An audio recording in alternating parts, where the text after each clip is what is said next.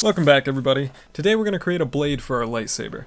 There's actually a few ways to go about this, so I'd like to talk about some of those real quick. But I will leave timestamps below if you just want to get straight into the tutorial. First off is how they work. If we look back at my old GGO project, the blade there was actually made up of particles. The handle spewed out hundreds of little sprites that formed together to look like a blade. Kind of like a thin, purple flamethrower. Whereas the one I'm using now is just a mesh. A simple cylinder shape with a material slapped on to make it glow. Both methods have their pros and cons, and you could even use a mix of the two if you really wanted, but for today we're going to go with the latter. Second is the style you want to go for. You got the fancy, unstable Kylo Ren type with jagged edges and sparks flying off. For that you would probably use particles. Then you have the classic Star Wars style. White blade with a colorful glow. Nice and simple. For this you could just use a mesh. But then you have another, where instead of solid white, there's this thin strip of color going down the middle that fades out to white towards the edges. If you've noticed, Sword Art Online uses this style pretty consistently throughout the show, and so do newer versions of Beat Saber. We can make this pretty much the same way as the classic type, just with a small tweak to the material. Since they're so similar, we'll go over how to do both today. Let's get started. Here we are back in our project from last time. First thing we're going to want to make is our blade material.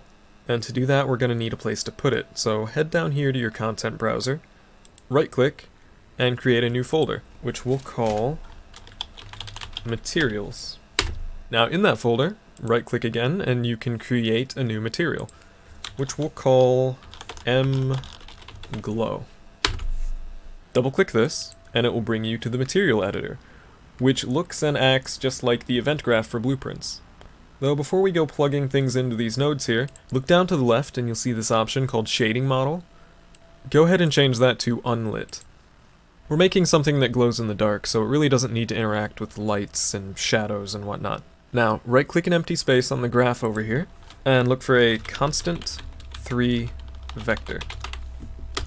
This is what's going to control the color of our material.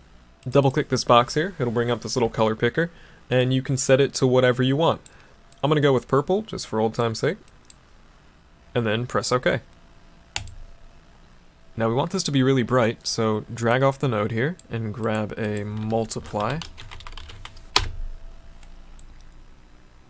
Then drag off the B on the multiply and grab a constant.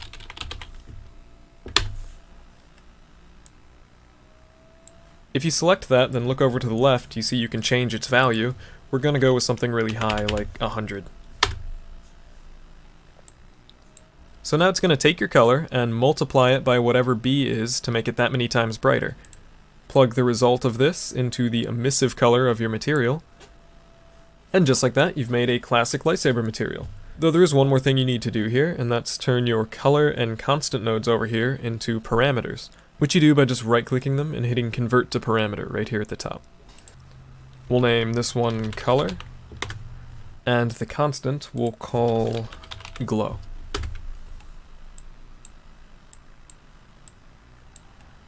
This will be important for a reason you'll see in just a minute. Now your material's all finished, and you can go ahead and save and close out of here. Now I did say I'd be showing how to make that alternate kind of blade too, so let's do that really quick. Right-click that material you just made and duplicate it. We'll call this one mAltGlow. Open that up. And now the order that we hook things up here is going to be a little bit different. So disconnect the nodes that we have here, which you can do by holding Alt and just clicking on one of the links here, and it'll disconnect. Now, color hooks into the A of multiply just like before, but instead of hooking up glow into B, we're going to get something else. So drag off of B and look for something called a Fresnel. This is what's going to do all that magic and make that cool outline effect. Now we still want our material to be really bright, so drag off of this multiply and get a second multiply. And that's where we'll hook up this glow parameter. Take the output of all of this and hook it into your emissive color. And now you've got this cool material, where it's colorful in the middle, but white around the edges, no matter what angle you look at it from. But we want a bit finer control over how this looks, which we can do with these two nodes here. Exponent in, which affects how thick this white edge is, and base reflect fraction in, which controls the brightness in the middle on a scale from 0 to 1. 0 being pitch black, and 1 being just as bright as the edges are, which would kind of defeat the purpose of the whole thing. We're going to drag off of both of these and make some constants, just like we did for the glow.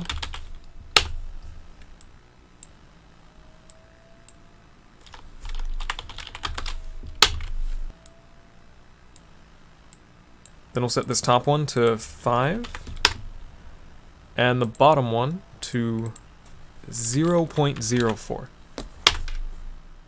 Now convert both of these to parameters, just like we did with the color and the glow. So right click, convert to parameter. We'll call this top one edge thickness, and the other core brightness. And now your material's done. Go ahead and save and close it. And this is where those parameters come into play. If you right-click one of those materials you just made, and look at the top, you'll see Create Material Instance. Click this, and it'll make a kind of alternate version of that same material. I'm going to call this M-Saber. If you open that up and then look over to the right, you'll see that all the parameters that you just set up are right there. All you have to do is tick their boxes, and then you can change and tweak their values in real time. Not only is this very convenient, but it's also much more efficient than making 100 different materials. You can just make the one base material, then create a bunch of different instances of it, if you want different color sabers or some to glow a little bit differently. Small tip for when you're doing this, you can change this little preview model by going down here. I personally like the cylinder shape as it gives a much better representation of what your lightsaber is going to look like. Once you've tweaked everything the way you like it, go ahead and save and then close out of here. Now that we have our materials, all we have to do is actually make the blade. So head over to your handle blueprint from the last tutorial, which if you remember is in the Virtual Reality BP Blueprints folder. Or you can right click it on the table and hit Browse to Asset. Open that up and head to the Viewport tab. Once you're in here, select your static mesh and then hit Add Component. The thing we want to add here is called a child actor. Basically, this is just a blank object, which we're going to attach all the other parts of our blade to so that they move and act as one. So go ahead and take this and position it right where you want the blade to be coming out of. So just at the top of the handle. Once that's in place, look over to the scale on the right. You'll notice it has this little drop-down arrow. Click that and change the scale type from relative to world. You'll see now it says absolute scale instead. All this means is that the scale of our object isn't going to be affected by the scale of the thing that it's attached to. So no matter how much we squish and resize our handle, it's not going to mess up the blade. Now that that's out of the way, make sure your child actor is still selected, and then add another component. We're just going to make a cylinder. And it is way too big, so let's resize that. You can either press R and use these little handles, or just go over here and change the numbers. I'm just going to go with 0.04 on the X and Y. And then, I guess 0.8 on the Z. So now just take your cylinder and position it so that the bottom is above that child actor. Basically just touching the top of your handle. Then just go to the right below where the scale was, and you'll see you can change its material. So just click the drop down and search for that saber material we made, which was called M-Saber. And now your lightsaber actually glows. Just a couple more things before we're done here. Go back to the hierarchy on the left and select your child actor again. Add another component. This time we're going to get a point light. This is what's going to make your saber give off light and illuminate the things around it. If you look to the right, you'll see there's a whole bunch of different settings for this. The first one we'll change is the color. Just make it the same as whatever your lightsaber is. So purple in my case. And the next one we want to mess with is the source radius. As you crank this up, you'll see this little wireframe ball. So just zoom in a bit and try to get it around the same size as your blade. That should be pretty good. If you want exact numbers, I guess 2.1 works pretty good. Then similarly, we have the source length, which is just going to stretch out that little wireframe ball and make it more of a capsule shape. As you probably guessed, we're just going to stretch this to about the same size as our blade. So tinker with that a bit and get it as close as you can. Again, if you want exact numbers, I set mine to about 78. Now the rest of these settings are mostly just personal preference. The intensity is going to change how bright the light is, and the attenuation radius is going to change how big of an area that it covers. You can play with these to your liking, and you can always come back and change them later. So I'm just going to compile and save this, and then head back to our map, where we see that our lightsaber now has a blade, and it is lighting up the table below it. Now you'll probably want to be able to turn your lightsaber on and off, so we'll go over an easy way to do that. Go back into your saber BP, where we just were, and then on this little hierarchy, select your child actor along with everything else that's attached to it, so you can just hold Shift or Alt and highlight all of them. Now over on the right, under rendering, there's this little checkbox that says visible. Just check that, and now your blade is invisible. Head to the event graph up here, and you remember this little event from last time where it said hello when we pulled the trigger? Well, the trigger's actually going to do something now, so we don't need these print strings anymore. Go ahead and delete them. Drag off your event trigger pressed, and then grab a flip-flop.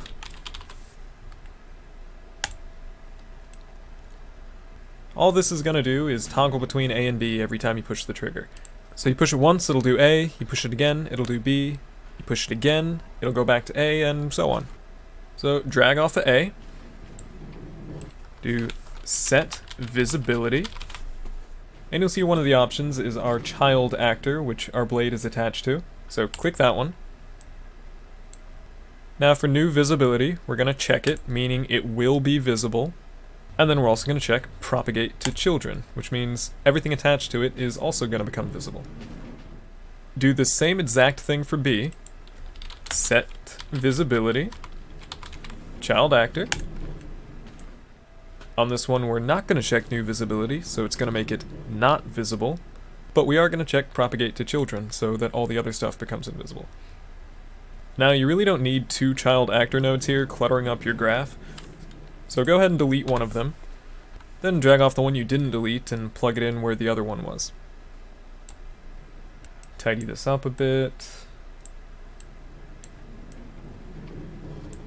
And it's that simple. When you press the trigger, it's going to flip-flop to A and make your child actor along with everything attached to it visible. When you press the trigger again, it's going to switch to B and make it invisible, making a really simple way to turn things on and off. Compile and save, then we'll hit play here and see if everything worked. So I press the trigger, blade becomes visible, I press it again, becomes invisible. On, off, on, off. Now later on we'll give this sound effects and better animations, so it like slowly grows out instead of just appearing instantly. But as a simple way of testing things out, this works really well. I hope you found this video at least somewhat useful. As always, if you feel there's any parts I could improve on or you have any questions, just let me know in the comments and I'll be sure to get back to you. Till next time. And I see your Schwartz is as big as mine. Now let's see how well you handle it.